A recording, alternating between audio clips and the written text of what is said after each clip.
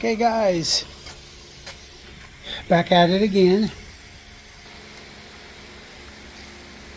All new hinge pins. What a pain in the butt that one was. Strange hood pin.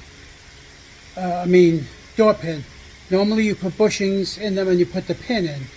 Well, on Mopars, the bottom one you drill out to 13/32, which is the size of the bushing, and then you put a solid pin in. So, for lack of a better explanation, we're running the door with no brackets. No bushings. So, that's the way they do it. Called up the manufacturer myself just to make sure. Let's go.